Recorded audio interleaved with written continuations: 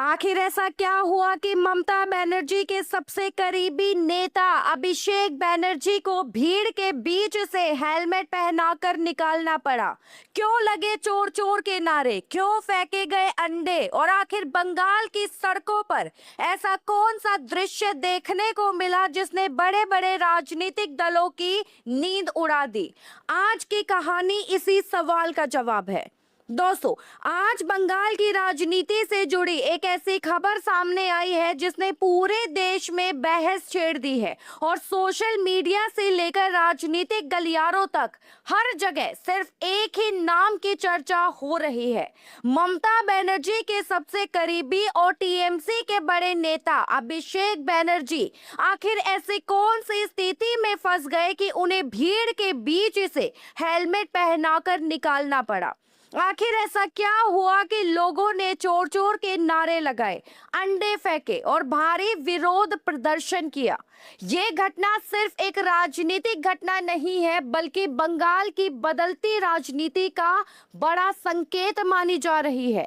बताया जा रहा है कि अभिषेक बनर्जी अपने कार्यकर्ताओं से मिलने पहुंचे थे, लेकिन जैसे ही उनकी मौजूदगी की खबर फैली, वैसे ही बड़ी संख्या में लोग वहां जमा होने लगे।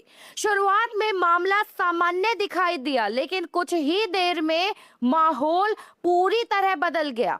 विरोध के नारे तेज होने लगे और सुरक्षा में लगे लोगों को समझ में आ गया कि हालात बिगड़ सकते हैं। इसके बाद उन्हें वहां से सुरक्षित निकालने की कोशिश शुरू हुई, लेकिन भीड़ लगातार बढ़ती चली गई। स्थिति इतनी गंभीर हो गई कि अभिषेक बनर्जी को हेलमेट पहनाना पड़ा ताकि किसी तरह उन्हें भीड़ के बीच से निकाला जा सके।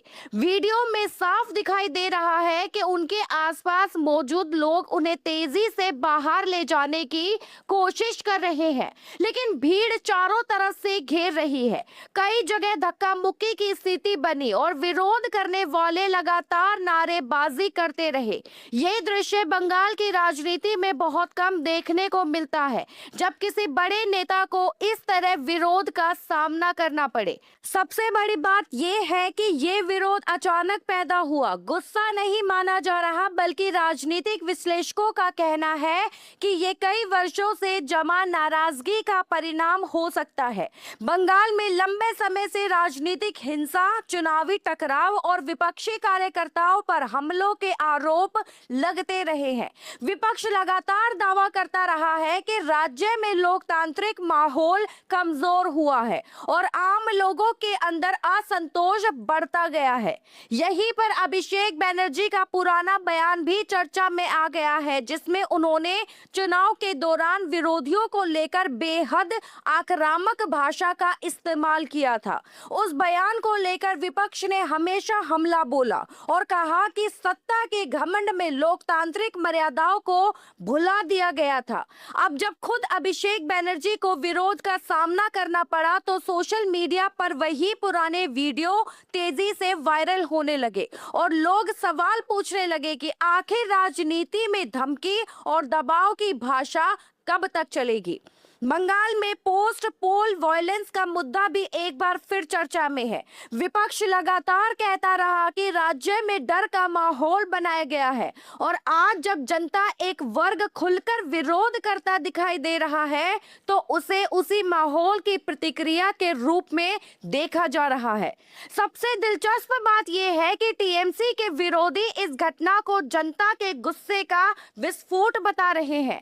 उनका कहना है कि वर्षों तक जो लोग खुद को अजय समझते रहे, आज उन्हें समझ में आ रहा है कि लोकतंत्र में अंतिम ताकत जनता के पास होती है। चुनावी नतीजों में भी हाल के समय में कई जगह टीएमसी को अपेक्षित सफलता नहीं मिली और कुछ बड़े नेताओं को अपने ही क्षेत्रों में कड़ी चुनौती का सामना करना पड़ा, जिससे यह संकेत मिला कि जमीन पर हालात पहले जैसे नहीं रहे। हालांकि किसी भी लोकतांत्रिक व्यवस्था में हिंसा और मारपीट का समर्थन नहीं किया जा सकता, लेकिन ये भी सच है कि राजनीतिक दलों को जनता के मूड को समझना पड़ता है। जब जनता के अंदर नाराजगी बढ़ती है तो उसका असर किसी न किसी रूप में दिखाई देता है। आखिर में एक बात बिल्कुल साफ है, लोकतंत्र में कोई भी नेता जनता से बड़ा नहीं होता। सत्ता आती है और जाती है, लेकिन जनता हमेशा सबसे ऊपर रहती है। जो नेता ये बात भूल जाते हैं उन्हें एक दिन जनता याद जरूर दिलाती है।